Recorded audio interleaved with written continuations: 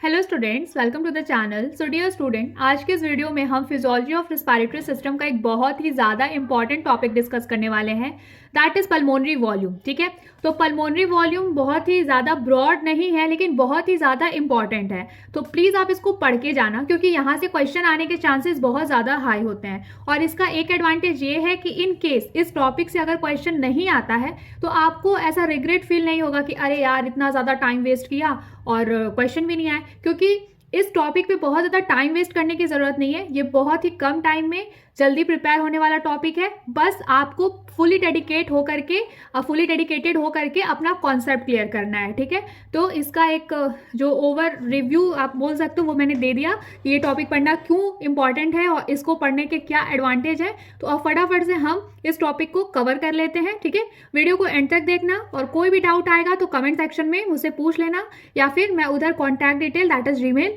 Mention कर दूंगी, आप उसके थ्रू भी मेरे से कॉन्टैक्ट कर सकते हो। ठीक है, एंड ऑल्सो अब तक एनाटॉमी एंड फिजियोलॉजी के जितने भी लेक्चर्स मैंने अपलोड किए हैं उन लेक्चर्स के लिंक मैं कमेंट सेक्शन में मेंशन कर दूंगी, आप उसके थ्रू भी देख लेना।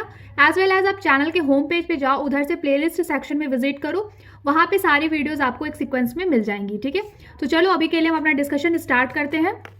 So starting with the pulmonary volume, तो पल्मोनरी वॉल्यूम का अगर हम इंट्रोडक्शन देखें तो होता क्या है, तो पल्मोनरी वॉल्यूम बेसिकली ये अगर बहुत इजी लैंग्वेज में समझाऊं तो हम जितना एक नॉर्मल रेस्पिरेशन के टाइम पे जितने अमाउंट्स ऑफ एयर इनहेलेशन और एक्सहेलेशन के टाइम पे इन्वॉल्व हो रहे हैं, that is the pulmonary volume. ठीक है, इसमें कई सारे टाइप्स हैं, बहुत सारे टाइप्स को कंबाइंड करके, मतलब आप टाइप्स क्या कैटेगरी बोल सकते हो, फिर उन कैटेगरीज को कंबाइन करके हम अपने लंग्स की कैपेसिटी को आइडेंटिफाई करते हैं। ठीक है, तो ये सारी चीज़ें क्या होती है, पल्मोनरी वॉल्यूम होती हैं। तो pulmonary volume refers to the different amount of air that are involve in breathing and are measured using a spirometer. तो डियर स्टूडेंट, स्पायरोमीटर एक डिवाइस होता है जिसके थ्रू हम पल्मोनरी वॉल्यूम को मेजर करते हैं, जिसके थ्रू हम ये मेजर करते हैं कि हम कितना अमाउंट ऑफ एयर इनहेल कर रहे हैं या फिर कितना अमाउंट ऑफ एयर हम एक्सहेल कर रहे हैं। जिस तरीके से ब्लड प्रेशर को मेजर करने के लिए स्फैग्नोमैनोमीटर का यूज होता है, सेम एज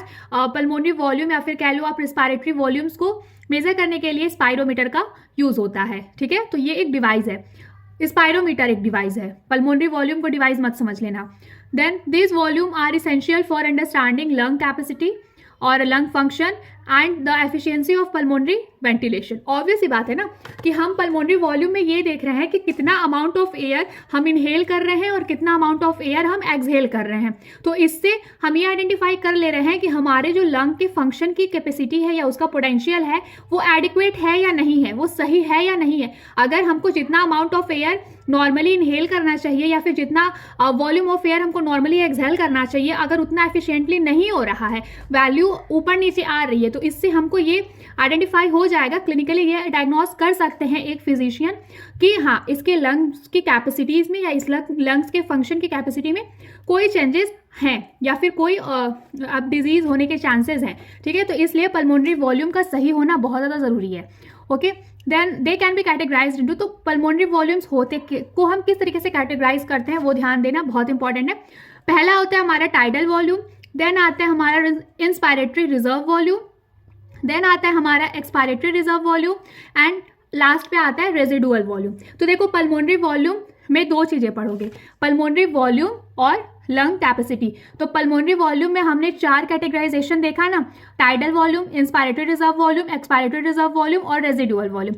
अब हम इन सारी वॉल्यूम्स को डिफरेंट वेज में कंबाइंड करके जब चेक करते हैं लंग्स की कैपेसिटी। ठीक है, तो लंग्स की कैपेसिटी में क्या क्या आता है, जैसे कि मान लो अगर आप टोटल लंग कैपेसिटी आइडेंटिफाई करना चाह रहे हो तो उस टाइम पे आपको tidal volume, inspiratory reserve volume, expiratory reserve volume और रेजिडुअल वॉल्यूम को जब आप ऐड कर दोगे तो आपको टोटल लंग कैपेसिटी पता चल जाएगी। तो इस तरीके से हम पल्मोनरी वॉल्यूम को मेजर करते हैं। अब जो कैटेगराइजेशन मैंने आपको पल्मोनरी वॉल्यूम में बताया है, that is tidal volume, inspiratory reserve volume, expiratory reserve volume और फिर हमारा रेजिडुअल वॉल्यूम। अब हम इन वॉल्यूम्स को थोड़ा डिटेल में पढ़ते हैं। ठीक है, तो सबसे पहले हम स्टार्ट करते हैं बेसिक पल्मोनरी वॉल्यूम से, जो कि है हमारा टाइडल वॉल्यूम। तो टाइडल वॉल्यूम क्या होता है, टाइडल वॉल्यूम वो the amount of air that is inhaled और exhaled with each breath during a normal relaxed breathing. ध्यान दीजिएगा, रिलैक्स्ड ब्रीदिंग, जब हम एक रिलैक्स वे में जब नॉर्मली ब्रीथ करते हैं तो कितना अमाउंट ऑफ एयर हम ब्रीथ इन किए और कितना अमाउंट ऑफ एयर हम एक्सहेल किए।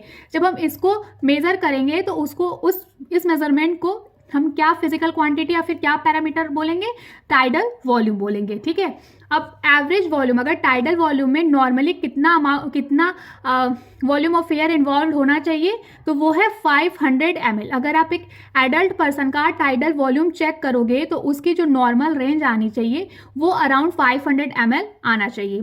ठीक है, अब इस टाइडल वॉल्यूम का फंक्शन क्या होता है, लाइक अगर हम पल्मोनरी वॉल्यूम में चेक कर रहे हैं कि कितना अमाउंट ऑफ एयर इनहेल हो रहा है और कितना अमाउंट ऑफ एयर एक्सहेल हो रहा है, जिसको हम टाइडल वॉल्यूम बोल रहे हैं, तो उस टाइडल वॉल्यूम का क्या फंक्शन है, क्या रोल है फिजियोलॉजी ऑफ रिस्पायरेशन में। तो उसका जो फंक्शन है, the volume is responsible for maintaining the basic exchange of gases in the lungs without additional efforts. अब सुनो मेरी बात, मैंने बोला टाइडल वॉल्यूम में कि हम जब एक रिलैक्स्ड ब्रीदिंग करते हैं, मीन्स कोई एडिशनल फोर्स अप्लाई नहीं है, नॉर्मली जब आप बैठे हो तो कितना अमाउंट ऑफ एयर इनहेल कर रहे हो और कितना अमाउंट ऑफ एयर एक्सहेल कर रहे हो, उसका जो रेंज है, उसका जो जब मेज़र करो तो उसमें आपको अराउंड 500 ml मिलना चाहिए, उसकी वैल्यू आनी चाहिए, amount of air during inhalation and exhalation.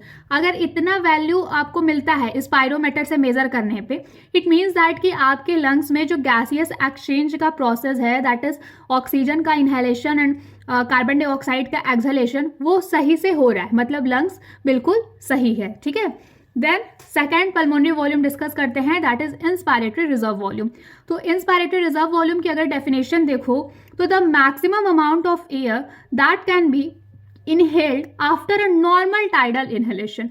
तो मान लो नॉर्मली आपने ब्रीद इन किया है, बट उसके बाद आप कितना एडिशनल अमाउंट ऑफ एयर और इनहेल कर रहे हो, क्योंकि यहाँ पे क्या टाइम वर्ड आ रहा है, रिजर्व, मतलब रिजर्वेशन के लिए आप एक्स्ट्रा कितना एयर और इनहेल कर पा रहे हो, that is the inspiratory reserve volume. ठीक है, अब इसका एवरेज वॉल्यूम कितना होता है, मतलब अगर आप स्पायरोमीटर से इंस्पायरेटरी रिजर्व वॉल्यूम को मेजर करना चाहो तो कितना अमाउंट ऑफ एयर आपको मिलना चाहिए, तो that is the 3000 ml in a healthy adult. ठीक है, इंस्पायरेटरी रिजर्व वॉल्यूम का मेजरमेंट हम क्यों करते हैं, इसका क्या फंक्शन होता है, तो this volume is used when deeper breaths are needed for instance during exercise और एक्सर्शन। देखो, जब आप एक्सरसाइज कर रहे होते हो तो क्या होता है, आपकी बॉडी का जो ऑक्सीजन डिमांड है वो ऑटोमेटिकली इंक्रीज हो जाता है। ठीक है, तो एक्सरसाइज के टाइम पे आप एडिशनल कितना वॉल्यूम ऑफ एयर इनहेल कर पा रहे हो, हम उससे ये आइडेंटिफाई करते हैं कि आपका इंस्पायरेटरी रिजर्व वॉल्यूम अच्छा है या नहीं है।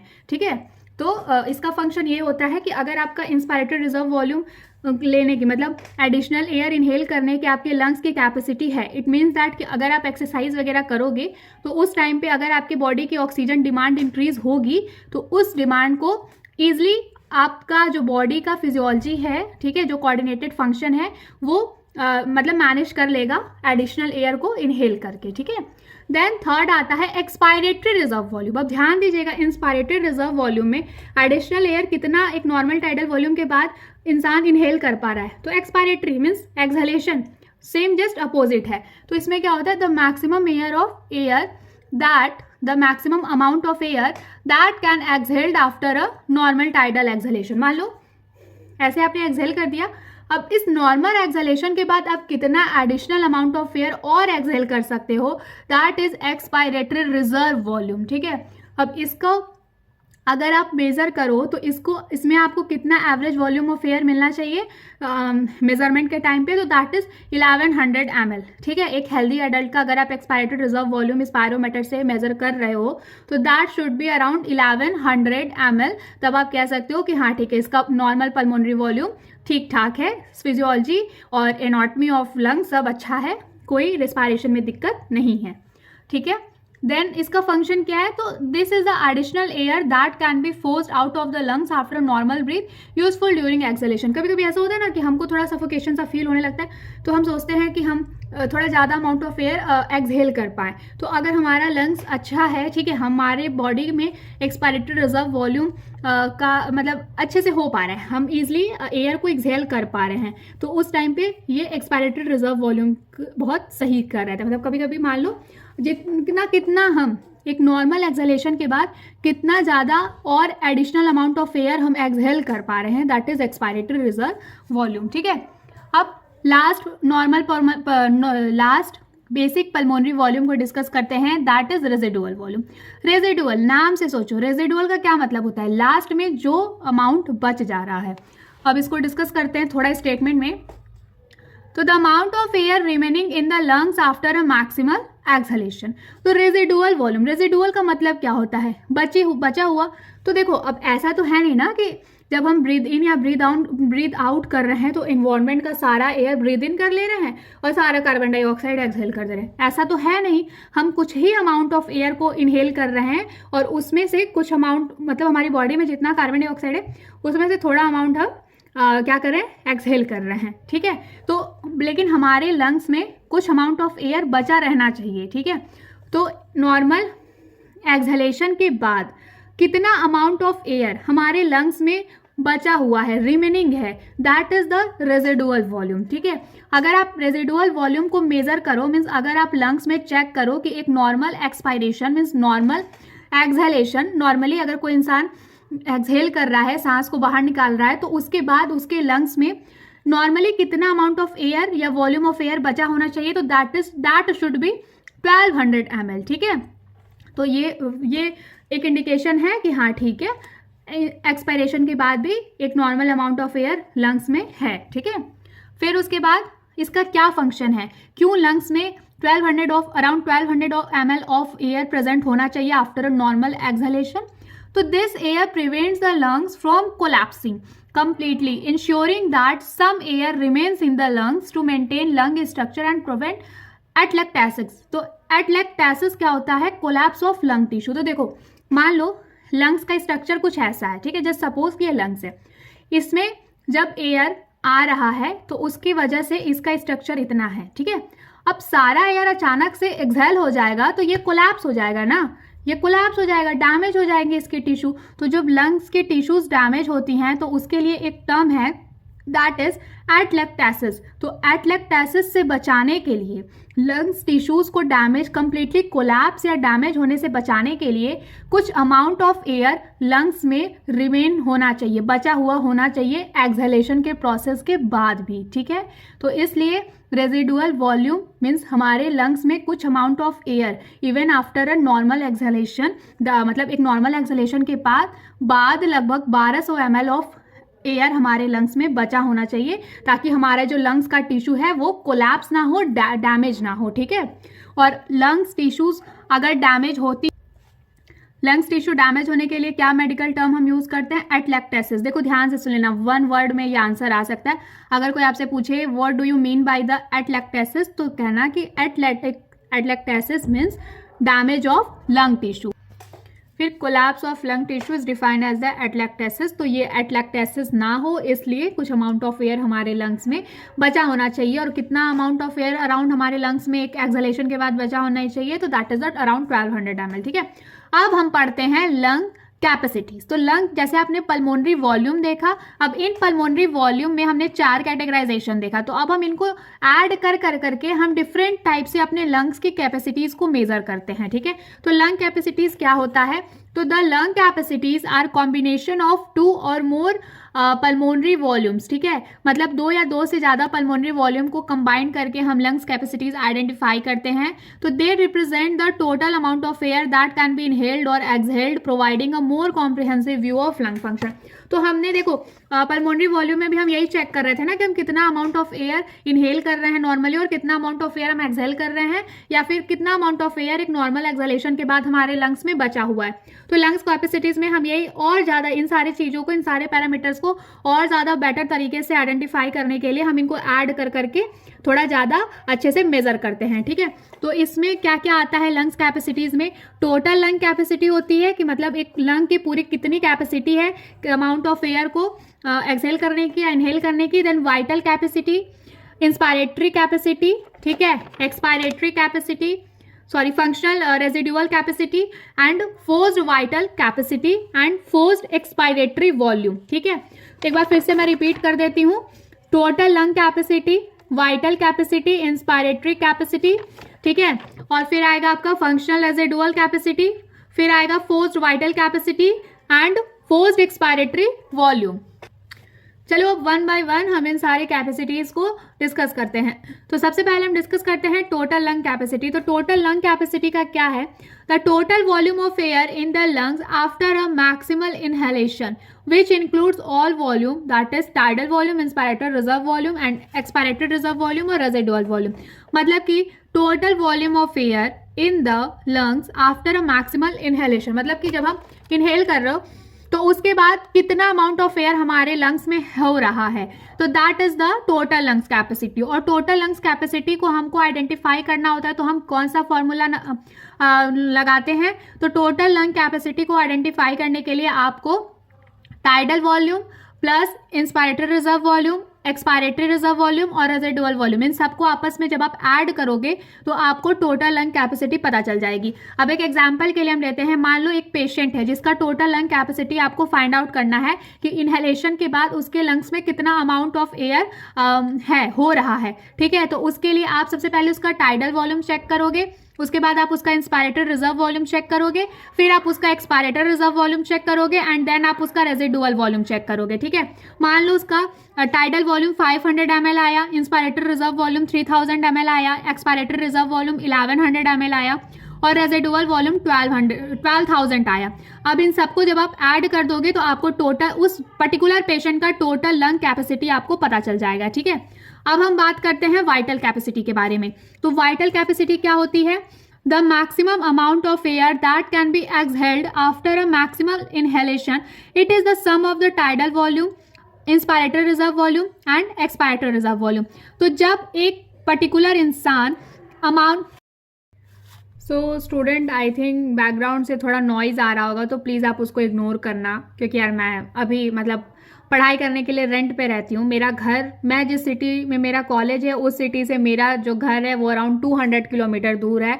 तो मैं अपने घर तो नहीं रहती, मैं बाहर रेंट लेकर के, मतलब इस सिटी में, जिस सिटी में मेरा कॉलेज है वहाँ मैं रेंट पे रहती हूँ। तो ओनर, यू कैन अंडरस्टैंड ना, मैं उनको जाके मना नहीं कर सकती कि भाई शांत हो जाओ, मैं पढ़ा रही हूँ या फिर मैं लेक्चर रिकॉर्ड कर रही हूँ। तो उनसे तो मैं बोल नहीं सकती, बट थोड़ा सा आप कॉम्प्रोमाइज़ कर लो, आप जस्ट एक्सप्लेनेशन पे फोकस करो, ठीक है। I am sorry for noise और दैट काइंड ऑफ डिस्टर्बेंस।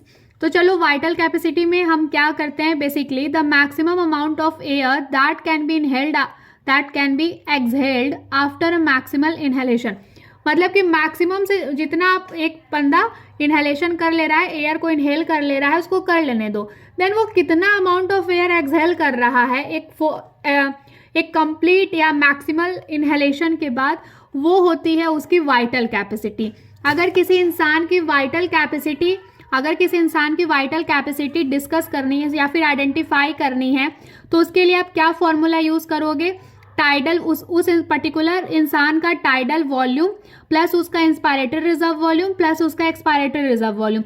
मान लो जब आपको किसी का वाइटल कैपेसिटी मेजर करना है, तो उसका टाइडल वॉल्यूम आया है 500, उसका इंस्पायरेटरी रिजर्व वॉल्यूम आया है 3000, एक्सपायरेटरी रिजर्व वॉल्यूम आया है 1100 ml। तो जस्ट आप इन सारी क्वांटिटीज को ऐड कर दोगे तो आपको उस पर्टिकुलर इंसान का वाइटल कैपेसिटी पता चल जाएगा, ठीक है। अब थर्ड है हमारा जो लंग कैपेसिटी, वो है इंस्पायरेटरी कैपेसिटी। तो इंस्पायरेटरी कैपेसिटी क्या होता है, maximum amount of air that can be inhaled after a normal tidal exhalation. तो एक नॉर्मल टाइडल एक्सहेलेशन के बाद कितना मैक्सिमम अमाउंट ऑफ एयर कोई इंसान इनहेल कर पा रहा है, दैट इज इंस्पायरेटरी कैपेसिटी। इसको आइडेंटिफाई करने के लिए क्या फॉर्मूला होता है, आपको जिस पर्टिकुलर पेशेंट का इंस्पायरेटरी कैपेसिटी चेक करना है, आप उसका टाइडल वॉल्यूम पहले स्पायरोमीटर से मेजर कर लो और फिर उसका आप इंस्पायरेटरी रिजर्व वॉल्यूम मेजर कर लो, फिर जो वैल्यू आएगी आप उन दोनों को ऐड कर दो तो आप उसका इंस्पायरेटरी कैपेसिटी आइडेंटिफाई कर लोगे। मान लो आपको जिसका इंस्पायरेटरी कैपेसिटी मेजर करना है, आपने जब उसका स्पायरोमीटर के हेल्प से टाइडल वॉल्यूम चेक किया तो आपको 500 ml का मिला अमाउंट, एंड देन आपने IRV that is inspiratory reserve volume check किया तो आपको 3000 ml पता चला, वैल्यू मिली। अब इन दो वैल्यू को ऐड कर दोगे तो आपको इंस्पायरेटरी कैपेसिटी उसकी पता चल जाएगी, ठीक है, उस पेशेंट के लंग्स की इंस्पायरेटरी कैपेसिटी आपको पता चल जाएगी। देन इसका क्या फंक्शन होता है, तो this represents the maximum volume of person can inhale after a normal exhalation. तो इससे आपको पता चल पाएगा कि एक नॉर्मल एक्सहेलेशन के बाद वो इंसान कितना maximum amount of air inhale कर सकता है, उसके लंग्स की कितनी कैपेसिटी है मैक्सिमम अमाउंट ऑफ एयर को इनहेल करने की आफ्टर एक्सहेलेशन, ठीक है। फिर अब उसके बाद आता है फोर्थ लंग कैपेसिटी है हमारा फंक्शनल रेजिडुअल कैपेसिटी। तो फंक्शनल रेजिडुअल कैपेसिटी क्या होता है, द अमाउंट ऑफ, देखो यहाँ पे भी रेजिडुअल है, जहां पर भी रेजिडुअल रहेगा इसका मतलब कुछ बचा हुआ एयर का वॉल्यूम आपको आइडेंटिफाई करना है, ठीक है। तो the amount of air remaining in the lungs after a normal tidal exhalation including the expiratory reserve volume and residual volume, ठीक है। अगर आपको किसी का फंक्शनल रेजिडुअल कैपेसिटी चेक करना है तो उसके लिए आपको उसका expiratory reserve volume plus residual volume check करना होगा, देन इन दोनों को आप ऐड कर दोगे तो आपको उसका फंक्शनल रेजिडुअल वॉल्यूम पता चल जाएगा, ठीक है, फंक्शनल रेजिडुअल कैपेसिटी पता चल जाएगा। अब ये फंक्शनल रेजिडुअल कैपेसिटी को पता करने के क्या फायदे होते हैं, फिर क्या जरूरत पड़ती है, तो this represents the volume of air that can remains in the lungs to ensure that gas exchange continues between breaths even during exhalation. तो इससे ये आइडेंटिफाई किया जाता है कि मान लो एक इंसान एक्सहेलेशन कर रहा है, ठीक है, कार्बन डाइऑक्साइड रिलीज करने के बाद कितना अमाउंट ऑफ एयर बचा हुआ है, तो अपकमिंग ब्रीथ मतलब जो ऑक्सीजन अंदर है एक्सहेलेशन के बाद उसके साथ किस तरीके से गैसियस एक्सचेंज हो पा रहा है, उस गैसियस एक्सचेंज के लिए अमाउंट ऑफ एयर बचा रहेगा तभी तो होगा ना। तो वो सारी चीज़ों को चेक करने के लिए फंक्शनल रेजिडुअल कैपेसिटी आइडेंटिफाई किया जाता है, ठीक है। अब आता है fifth lungs capacity that is the हमारा फोर्स्ड वाइटल कैपेसिटी। तो ये जो फोर्स्ड वाइटल कैपेसिटी होता है ये क्या होता है, the amount of air that can B forcefully exhaled after taking deep breath. मान लो किसी इंसान ने डीप ब्रीथ किया, अब इसके बाद ये कितना amount of air forcefully exhale कर रहा है, मान लो डीप ब्रीदिंग किया फिर फोर्सफुली कितना ज़्यादा अमाउंट ऑफ एयर आप एक्सहेल कर रहे हो, that will be your forced vital capacity, ठीक है। It is the same as vital capacity, ये बिल्कुल वाइटल कैपेसिटी की तरह ही होता है but perform during forced exhalation. Vital capacity में हम नॉर्मल एक्सहेलेशन को देख रहे थे उसके बाद, लेकिन जो फोर्स्ड वाइटल कैपेसिटी होता है ये कब चेक करते हैं, जब कोई इंसान डीप ब्रीथ करता है और फोर्सफुली एक्सहेल करता है, ठीक है। अब इसका क्या फंक्शन होता है, क्यों हम फोर्स्ड वाइटल कैपेसिटी चेक करते हैं, तो उसमें होता है used in pulmonary function test to assess lung diseases including obstructive and restrictive conditions. Suppose अगर कोई इंसान है, आपके पास कोई पेशेंट आता है जिसके लंग्स में कोई डिजीज है, जिसको सांस लेने में दिक्कत हो रही है, लंग रिलेटेड डिजीज है जैसे कि ऑब्स्ट्रक्टिव या फिर रेस्ट्रिक्टिव कंडीशंस हैं आपको, तो वैसे इंसान का डायग्नोसिस के लिए उसका फोर्स्ड वाइटल कैपेसिटी चेक किया जाता है, ठीक है। फिर आता है sixth lung capacity that is forced expiratory volume. जैसे अभी हमने फोर्स्ड वाइटल कैपेसिटी देखा वैसे आएगा फोर्स्ड एक्सपायरेटरी वॉल्यूम। तो फोर्स्ड एक्सपायरेटरी वॉल्यूम क्या होता है, the volume of air exhaled during the first second और third second of a forced exhalation. It helps to assess how quickly the lungs can expel air. मान लो आपने 5 second का timer set किया और आपको देखना है कि इन 5 सेकेंड में कितना जल्दी से उस एक जिसके लिए आप ये टाइमर सेट कर रहे हो वो इंसान कितना तेजी से एयर को एक्सपेल कर पा रहा है, बाहर निकाल पा रहा है। तो इसको कब कब मेजर करोगे, मान लो अगर आपने 5 सेकेंड का टाइमर सेट किया है तो पहले सेकेंड में, ठीक है, और तीसरे सेकेंड में आप देखोगे कि कितना अमाउंट ऑफ एयर वो एक्सहेल कर रहा है। तो इससे ये पता चलता है कि उस इंसान के लंग्स की कितनी कैपेसिटी है, कितना जल्दी एयर को एक्सपेल करने की, बाहर निकालने की कितनी कैपेसिटी है, ठीक है। तो the volume of air exhaled in the first second of a formed exhalation, forced exhalation, तो पहले सेकंड में जितना अमाउंट ऑफ एयर एक्सहेल हो रहा है उसको आप FeV1 से रिप्रेजेंट करते हो, ठीक है।